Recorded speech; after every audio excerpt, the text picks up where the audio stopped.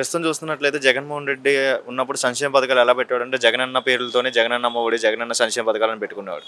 ఈ కూటమి ప్రభుత్వం వచ్చిన తర్వాత ఈ తల్లి వందనం అండ్ ఈ పేర్లు పెట్టుకున్నారు. వీళ్ళు ఎందుకు పేర్లు పెట్టుకోవట్లేదు? ఆయన సొంత పేర్లు, ఆయన ఎందుకు సొంత పేరు జగన్మోహన్ రెడ్డి పేరు?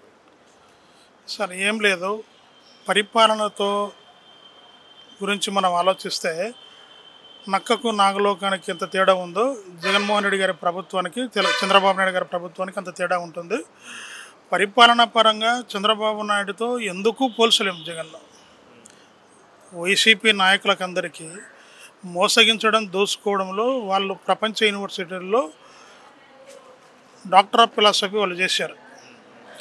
ప్రజలను ఎలా కాపాడాలి, ప్రజల్లో ఉన్న పేదరికం ఎలా నిర్మూలన చేయాలి, ఈ రాష్ట్రాన్ని ఎలా అభివృద్ధి చేయాలి అనే విషయంలో చంద్రబాబు నాయుడు గారు పిహెచ్డీ చేశారు. అంతే తేడా.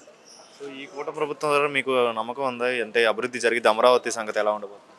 ఖచ్చితంగా ఒక అమరావతి కాదు, పోలవరము ఇవన్నీ కూడా మన పోర్టులు కూడా ఈ కూటమి ప్రభుత్వంలో ఖచ్చితంగా అభివృద్ధి చెందుతాయి.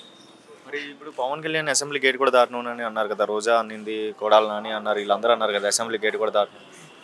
మాటలకి ఏమొచ్చింది సార్, కోటలు కూడా దాటిపోతాయి. కానీ ఆశ్చర్యం ప్రజలు రుజువు చేశారుగా.